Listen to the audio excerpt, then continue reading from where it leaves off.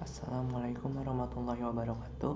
Alhamdulillahirabbil alamin. Assalatu wassalamu ala asrofil anbiya'i wal mursalin wa ala alihi washabihi ajmain. Perkenalkan, nama saya Fauzan Hidayat dari kelas A17A dari Universitas Al-Ghifari.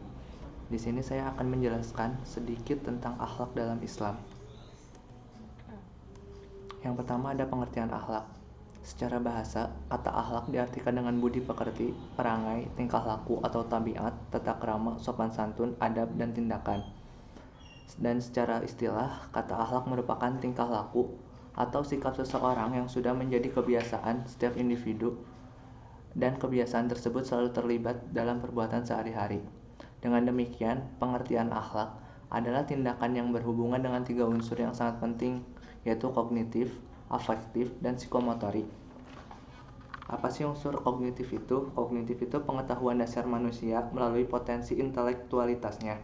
Sedangkan afektif yaitu pengembangan potensi akal manusia melalui upaya menganalisis berbagai kejadian sebagai bagian dari pengembangan ilmu pengetahuan. Sedangkan psikomotorik yaitu pelaksanaan pemahaman rasional ke dalam bentuk perbuatan yang konkret. Lalu pengertian akhlak dalam Al-Quran, salah satunya dapat diambil dari pemahaman terhadap surat Al-Alaq ayat 1-5 yang secara tekstual menyatakan perbuatan Allah Subhanahu wa taala dalam menciptakan manusia sekaligus membebaskan manusia dari kebodohan. Alamal insana ma lam ya'lam. Lalu menurut Ibnu Miskawayh, akhlak adalah sifat yang tertanam dalam jiwa yang mendorongnya untuk melakukan perbuatan tanpa memerlukan pemikiran dan pertimbangan.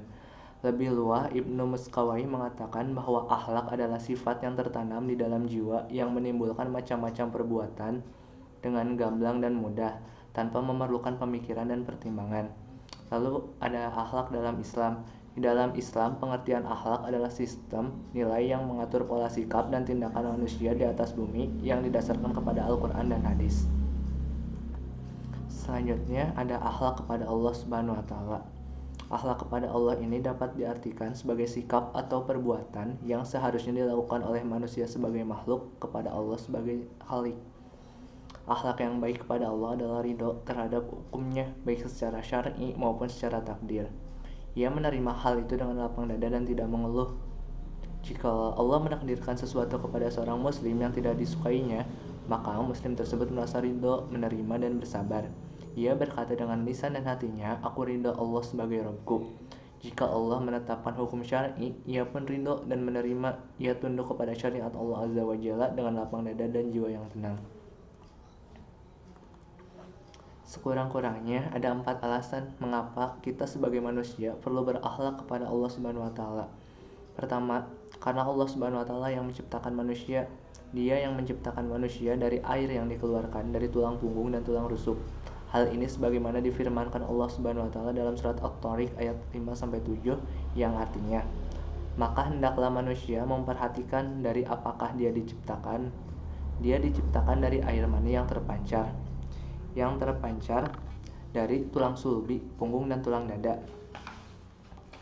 Nah, ayat ini tuh bermaksud sebagai kita sebagai umat manusia, sebagai umat Islam harus tunduk dan patuh atas segala perintah dan larangannya karena Allah lah yang telah menciptakan kita. Yang kedua ada karena Allah Subhanahu wa taala yang telah memperlengkapkan panca indera berupa pendengaran, penglihatan, akal pikiran, dan hati, serta anggota badan yang kokoh dan sempurna kepada manusia.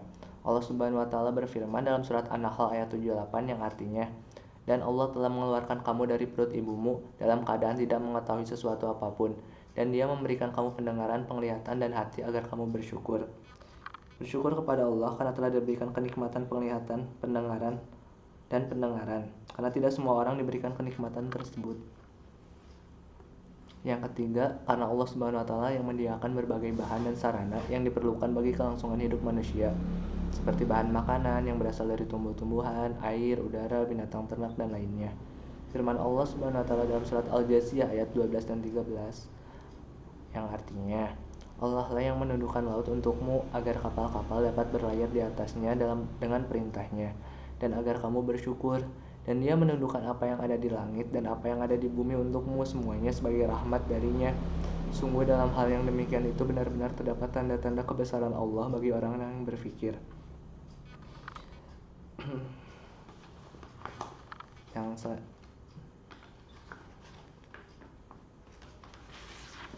Allah memberikan kenikmatan akal kepada manusia untuk berpikir tentang tanda-tanda kebesaran Allah, memperhatikan dan merenungkan apa yang diciptakan di langit dan di bumi. Keempat, Allah Subhanahu wa Ta'ala yang memuliakan manusia dengan diberikannya kemampuan daratan dan lautan. Firman Allah Subhanahu wa Ta'ala dalam surat Al-Isra ayat 70 yang artinya, dan sungguh kami telah muliakan anak cucu Adam, dan kami angkut mereka di darat dan di laut, dan kami beri mereka rezeki dari yang baik-baik, dan kami lebihkan mereka di atas banyak makhluk yang kami ciptakan dengan kelebihan yang sempurna. Dari keempat uraian tersebut, kita memang benar perlu untuk berakhlak kepada Allah Subhanahu wa Ta'ala, karena alasan-alasan di atas adalah tolak ukur yang tepat dan terdapat perintah Allah di dalamnya, bahwa kita sebagai seorang muslim memang diharuskan untuk berakhlak kepada Sang Pencipta. Nah, beberapa bentuk akhlak terhadap Allah Subhanahu wa Ta'ala diantaranya menaati segala perintahnya, beribadah kepada Allah Subhanahu wa Ta'ala, berzikir kepada Allah Subhanahu wa Ta'ala, berdoa kepada Allah, tawakal, tawaduk untuk Allah, ridho terhadap ketentuan Allah Subhanahu wa Ta'ala. Yang selanjutnya akhlak terhadap diri sendiri, yaitu bagaimana seseorang bersikap dan berbuat yang terbaik untuk dirinya terlebih dahulu, karena dari sinilah seseorang akan menentukan sikap dan perbuatannya yang terbaik untuk orang lain. Sebagaimana sudah dipesankan Nabi, bahwa mulailah sesuatu itu dari diri sendiri, ibda binafsih. Begitu juga ayat dalam Al-Quran yang telah memerintahkan kepada manusia untuk memperhatikan diri terlebih dahulu, baru orang lain. Dalam surat At-Tahrim ayat 6 yang artinya, hai orang-orang yang beriman, peliharalah dirimu dan keluargamu dari api neraka. Bentuk aktualisasi akhlak manusia terhadap diri sendiri berdasarkan kepada sumber ajaran Islam adalah menjaga harga diri, menjaga makanan dan minuman dari hal-hal yang diharamkan dan merusak, menjaga kehormatan diri sendiri, mengembangkan sikap berani dalam keberanian serta bijaksana. Selanjutnya ada akhlak kepada sesama manusia.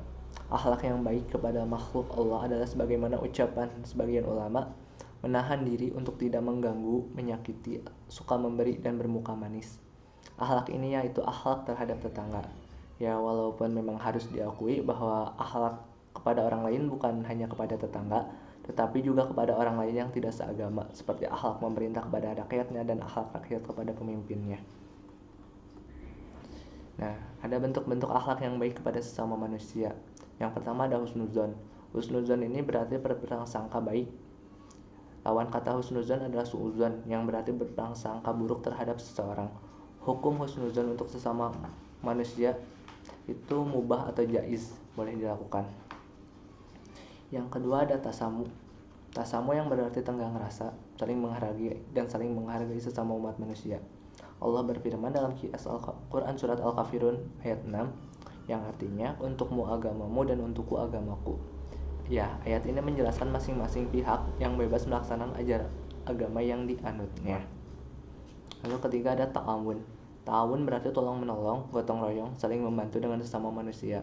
Allah berfirman dalam surat Al-Maidah ayat 2 yang artinya, dan tolong menolonglah kamu dalam mengerjakan kebajikan dan takwa, dan jangan tolong menolong dalam mengerjakan dosa dan permusuhan.